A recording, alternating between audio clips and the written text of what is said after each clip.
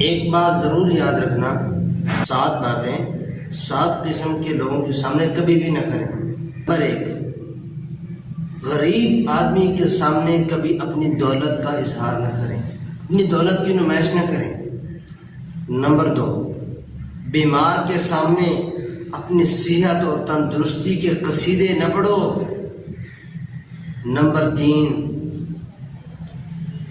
کمزور کے سامنے اپنی طاقت کا اظہار نہ کرو۔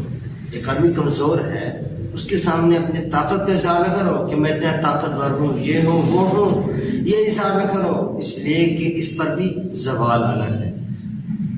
اسی طرح نمبر 4، قیدی کے سامنے کبھی اپنی آزادی پر فخر مت کرو۔ نمبر 5، کسی رنجیدہ افسردہ آدمی کے سامنے اپنی خوشحالی اور اپنی فراوانی کا اظہار نہ کرو۔ نمبر 6، بے اولاد کے سامنے اپنی اولاد کے جلوہ نمائی بیان کرنے سے پرہیز کریں اس بات سے، اس لیے کہ جو بے اولاد ہے اس کے دل پر بہت سخت چوٹ لگے گی، جو وہ آپ کی وجہ سے ہوگی، وہ رنجیدہ آپ کی وجہ سے ہوگا، اس لیے کسی کا دل مت دکھائیں۔ نمبر 7واں نمبر ذکر کرو، یہ سب سے زیادہ اہم ہے۔ ہمارے اس معاشرے میں اس چیز کی بہت کمی پائی جا رہی ہے، اور اس 7ویں قسم کے لوگوں کا اس دنیا میں سہارا بہت کم لوگ بنتے ہیں۔ اس لیے یہ 7ویں قسم کے لوگ اگر آپ کے خاندان میں، آپ کے محلے میں، آپ کی سوسائٹی اور معاشرے میں پائے جا رہے ہیں تو ان کا بہت زیادہ خیال کریں۔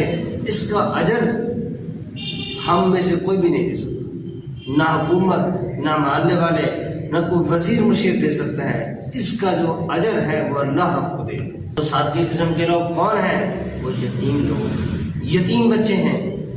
ان کے سامنے کبھی اپنے ماں باپ کی گفتگو مت بیان کرنا، بلکہ ان کے لیے سہارا بننا، ان کے سر پر ہاتھ رکھنا۔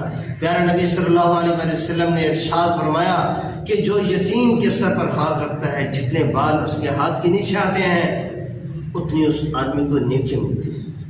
ایک اور حدیث مبارکہ میں آپ علیہ السلام نے ارشاد فرمایا کہ گھروں میں سے بہترین گھر وہ ہے کہ جس گھر میں یتیم پلتا ہو اور اس پر ظلم نہ ہوتا ہو۔